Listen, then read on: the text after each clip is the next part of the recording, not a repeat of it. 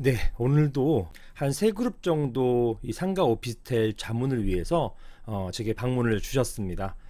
자, 이 방문 주신 사안 중에서 또 여러 가지가 있었는데요. 그 중에서 함께 공유할 수 있는 그리고 기본적인 부분들에 대해서 한번 여러분들과 함께 나눠보고자 합니다. 그래서 오늘 주신 질문들을 Q&A 방식으로 만들어 봤습니다. 자, 첫 번째 질문부터 한번 나눠보겠는데요. 질문이 이렇습니다. 재건축을 위해서 과연 집회를 개최해야 되는가요? 자, 이런 질문을 주셨고요. 기본적인 질문에 해당됩니다. 먼저 이런 질문을 주신 이유를 알고 있어요. 아마 법을 찾아보셨던 분 같습니다. 자, 한번 법을 보시겠습니다.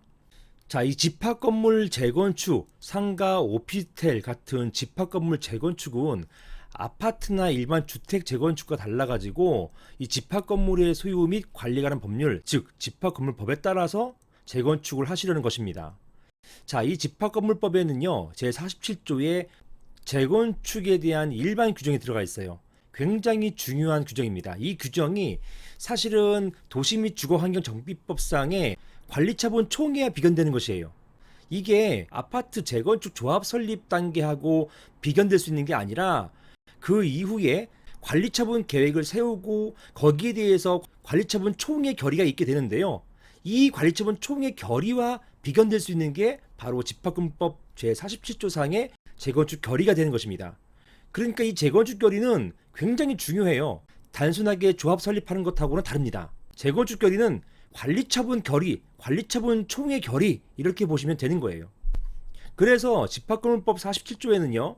보시는 것처럼 건축물이 건축 후 상당 기간 지나서 건물이 훼손되거나 일부 멸실되거나 그 밖의 사정으로 건물 가격에 비해서 지나치게 많은 수리, 복구비, 관리 비용이 드는 경우에 또는 부근 토지의 이용 상황이나 변화 그 밖의 사정으로 건물을 재건축하면 재건축에 드는 비용에 비해서 현저하게 효용이 증가되는 경우, 아무튼 이게 재건축의 필요성이에요. 건물이 노후화됐다는 것입니다. 다만 도시정비법상의 아파트 재개발이나 재건축과는 달리 별도로 법률 규정으로 안전진단이나 노후도 심사하게끔 강제하는 규정이 없어요. 보시는 것처럼 없지 않습니까? 그렇기 때문에 관할관청의 어떤 통제 없이도 간편하게 재건축이 이루어지는 게 바로 이런 집합건물, 상가, 오피스텔 재건축이 되는 것입니다. 아무튼 이렇게 재건축의 필요성이 있을 때, 자, 붉은 글씨로 제가 써놨어요. 이렇게 관리단 집회는 그 건물 철거해서 그 대지를 구분 소유권의 목적이 될 새 건물의 대지로 이용할 것을 결의할 수 있다. 제가 말을 좀 빨리 합니다. 빨리 넘겨도 되는 것은 제가 말을 빨리 하는 것이고요.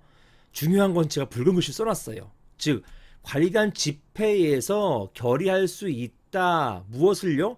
재건축을요. 재건축을 결의할 수 있다라고 규정되어 있고요.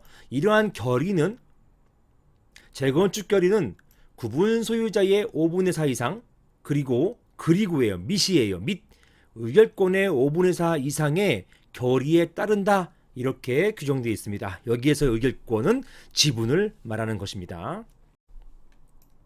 자, 이것 때문에 이렇게 관련 집회는 결의할 수 있다라고 법률 규정으로 되어 있기 때문에 질문에서 이렇게 질문 주신 거예요. 반드시 관련 집회를 개최해야 하는가요? 이런 질문을 주셨던 것입니다. 자, 제가 할 말은 있지만 조금 미룰게요. 어떤 말이냐면 결론적으로 관리단 집회를 개최하지 않는 경우가 더 많습니다. 반드시 개최할 필요가 없다는 얘기예요. 자, 하지만 관리단 집회를 개최하겠다라고 하실 때는 어떻게 하느냐. 자, 그 다음 질문 보실게요. 이거 다 주셨던 질문이에요. 이렇게 소집 건의 통보는 누가 하는 것인가? 이게 이제 제가 질문 주신 걸 그대로 받아 적은 거거든요. 이렇게 소집 건의, 통보 이런 표현이 아니라 소집에 대해서 이런 소집 관련된 규정이 있습니다. 자, 보시는 것처럼 이건 소집하는 거 그냥 소집한다라고 얘기해요. 소집 건의 이렇게 표현하는 게 아니고요. 그냥 소집한다 이렇게 표현하는 것입니다. 보시는 것처럼 어떤 결의를 위한 관리단 집회는 거기에 대표, 즉 관리단의 대표가 있을 때는 그 대표가 관리인입니다. 관리인. 이 관리인이 있을 때는요. 그때는 언제? 필요하다고 인정할 때. 관리인이 바로 곧바로 그냥 소집할 수가 있어요. 이렇게 집회를 소집할 수 있다. 언제? 본인이 필요하다고 인정할 때, 그때 소집할 수 있는 것이고요. 만약에 관리단 대표, 즉 관리인이 없는 경우에는요, 집합건물법 33조 사항에 관리인이 없는 경우에는 어떻게 한다? 구분 소유자의 5분의 1 이상이 관리단 집회를 소집할 수 있다. 이렇게 되어 있습니다. 집합건물법 33조는 관리단 집회가 소집되는 경우를 규정하고 있는데 두 가지를 규정하고 있다. 하나는 관리인이 있는 경우, 그리고 다른 하나는 관리인이 없는 경우, 이렇게 규정하고 있어서 관리인이 있는 경우는 관리인이 언제든지 필요하다고 인정할 때 소집할 수 있는 것이고요. 관리인이 없는 경우에는 구분 소유자 5분의 1 이상이 소집할 수 있다. 이렇게 규정되어 있는 것입니다. 보시는 것처럼 구분 소유자만 나와 있기 때문에 여기는 지분이 필요 없어요. 의결권이 필요 없이 구분 소유자 5분의 1 이상이면은 집회를 소집할 수가 있는 것입니다. 그래서 답이 나왔죠. 소집 통보는 누가 하는 것이냐? 관리인이 있는 경우에는 관리인이 없는 경우에는 누가?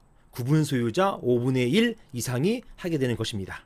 그래서 소집할 때는 부종식이면 부종식 외 몇 명 한 다음에 밑에다가 연명으로 쭉 나열해요. 이름을 연명으로 나열해서 연명으로 집회를 소집하게 되는 것입니다.